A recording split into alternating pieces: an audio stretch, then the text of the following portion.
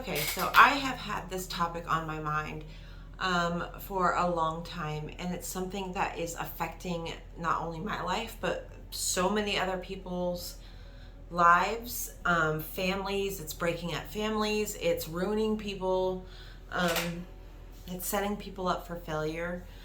And I just want to talk about it. There have been some, hold on, there have been some famous people like Paris Hilton and Kat Von D who have talked about things like this, but this is something that affects me personally, multiple members of my family, and that is the industry that is the big, huge industry that takes children from like children who are exhibiting problematic behaviors due to a lack of stability or abuse or anything in their home, and the state comes in, takes that child, puts them either in a juvenile detention, usually a couple times juvenile detention. They'll give you a couple times. Then they'll put you on probation, and that is where you are set up to fail. Now, I'm not saying these people all of these people in these jobs are wanting all these kids to fail, but I'm saying the people who are at the top know exactly what the hell they're doing.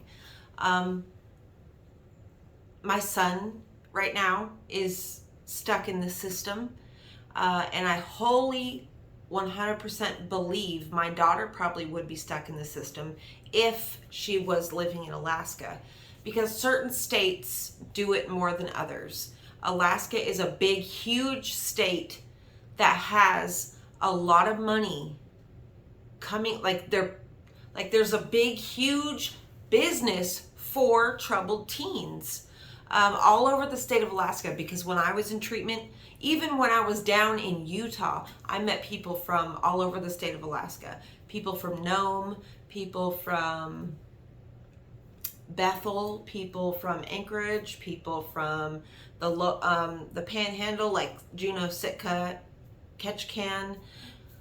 So yeah, like, it's a big business. It's a huge business for people to get into, and they make money off of people's pain.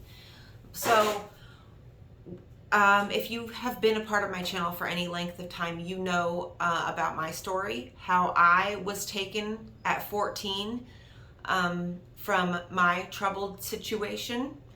And I was put in I was put into McLaughlin Youth Center in Anchorage, Alaska. And I was in and out of there a couple times until I was about 15. And then my probation officer put me because the first time they let me out, I was on probation. Boom, I was on probation on an ankle monitor. Going back, and they put me back into my very troubled situation that I was acting out because of that troubled situation, because I needed somebody to help me. I was a child. I didn't know what to do. And I was only exhibiting behaviors that were shown to me in this troubled situation. I had no adult at all in my life saying, or not even saying anything, but like leading by example, because that's what children need. They need somebody to lead by example. It doesn't matter what you tell a child. If you are doing the opposite of that, they're going to do the opposite of that as well, because they learn by following. That is just the nature of a human child. And so all of these, like, you could have 100 adults in your life saying, you better be doing this and you better be doing that. But if you're not doing that, and if you're not living by what you're preaching, then it's like, you might as well not say anything to a child at that point, because it doesn't matter. If you're not exhibiting those behaviors, it's pointless. And so I was acting out because I was not being taken care of. As a child, I was not being taken care of at all. I was being forced to fend for myself, which made me like act in ways that I don't or wouldn't have don't act in.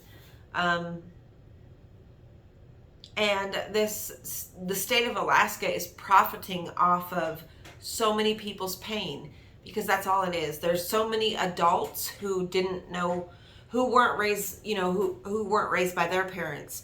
And this is a big thing, especially in the Native communities, Native American or Alaska Native communities. I don't know about anywhere else, but this, for sure, the Alaska Native communities, this is a big thing because of, if you look back at American history, the schools, the church schools that all of these natives were forced to go into. And so generations of people were not raised by their parents. And so what you get, epigenetics tells you, then what happens is the person, somewhere down the line, eventually the mothers are not going to know how to care for those children.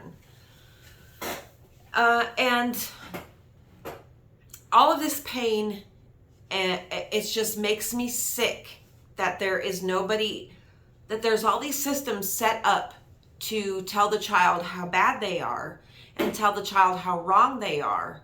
But there's no system set up to reinforce the family structure or make sure that there's food every night, or that the family has a home, or that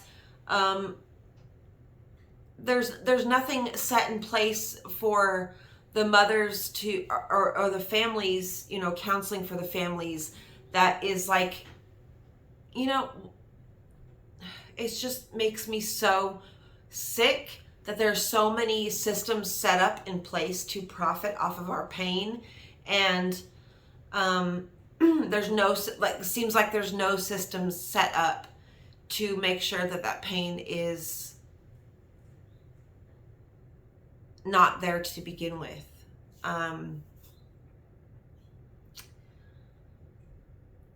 But yeah, like if you were off that tangent, sorry.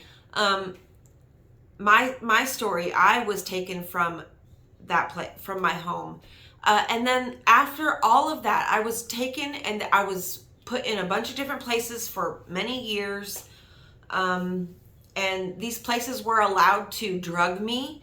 They were allowed to physically hurt me, put their hands on me, and not only me, but other people around me, the other people that were in these places. They were allowed to talk really awful to you, tell you that you weren't anything, tell you that, like, they were allowed to be like it was a place where it seemed like the worst of human nature was allowed to flourish. And I think it could only be that way because of systematically how it was all set up and how it all came to, like, how did we get to this point, Because, like, how did we get to the point as a society where we're telling children who are in pain and acting out as a way to get some help, and we're telling them that they're bad, they need to change.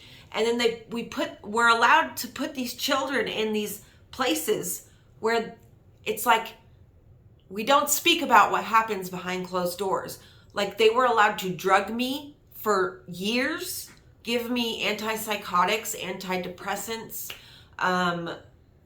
ADHD like, they were allowed to give me so many different medications that they didn't even know. Like I remember every time they would put me on a medication, they would say, we're going to try this. Okay. I would tell them about an issue I was having,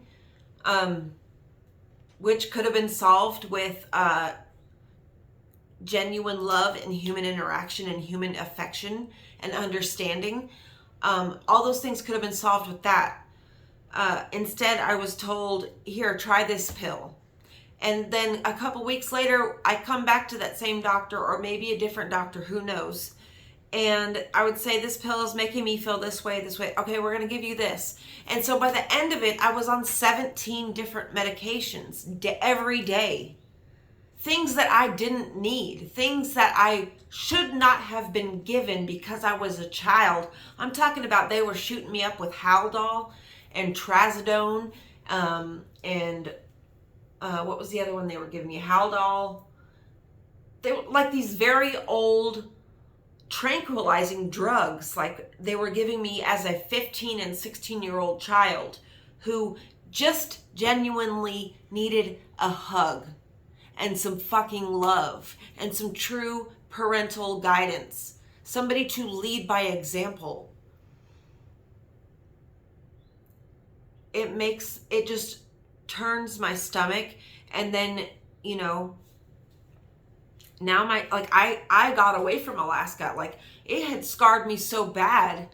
What I was going to say, after all of that, after them taking me out of the situation that was causing me pain, they put me right back into the same situation. Literally. I turned 18. They could not hold me no more. 6 months goes by after I turn 18, and then they send me back home. My mom was homeless. She was living in a hotel, and they still just sent me back. And were like, oh, you're not our problem no more. We can't make money off you anymore. They gave me $6,000 because that was my dividends. If you're from Alaska, then you know what I'm talking about. But dividends are each resident of the state of Alaska gets a check every year because of the oil that comes out of Alaska. That's how I understand it, at least. And so they saved up my permanent fund dividends and gave them back to me in one lump sum. Didn't teach me how to live on money. I had no clue how to use money.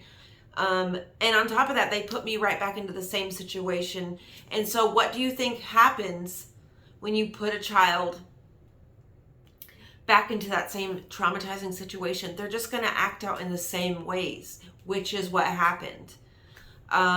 And I had nobody who monitored my medications after that. And so I was able to just come off of all of them cold turkey, and I almost killed myself like a few times. If I didn't have people around me, I probably would have succeeded. Like, I slit my own throat and all these kind of crazy shit, you guys. All these tattoos on my arms are to cover up self-harm scars.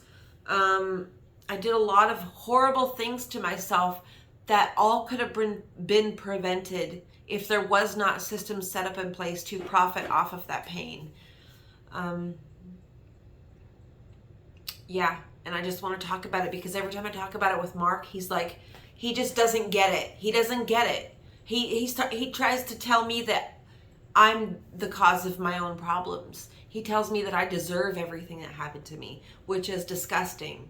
That is the worst and most horrible thing you could ever say to a person. You know, and I'm not going to get into those things, but yeah, I just want to talk about all of these systems set up in place to profit off of our pain, when we should just be loving these children and being understanding and leading by example. But this whole country is just set up off of, like, all of it is set up off of pain. So many families have been in pain and have passed down trauma over and over, like over different generations, and now all these people are living with depression and all these mental things that inhibit them from living a full and wonderful life. And I wholly 100% believe that is because of the generations that come before us. We come from people who have been in pain for too long. If any of you have a similar story, please share it with me down below. I would love to hear it. I would love to connect with anybody who has been through things like this. I'm still in connection with a few people I was in the places with. If in Utah, I made some really deep connections with some people there. And a lot of it, like, it all wasn't bad. Like, I am a better person because of it. And because I got out of you know, the traumatizing situation of my past. And so it's not all bad if you're a teen going through things or like this, or you're in the middle of, you're caught in systems that seem to not care about you. Please don't give up. Please don't give into dark thoughts. It gets better. You can get out. You can save yourself. I love you so much. And the love that I have for you is bigger and more consuming than any pain that you will go through. Please connect with me down below, and I really look forward to hearing from anybody out there calling in the ether here. Anyways, guys, I love you all so much.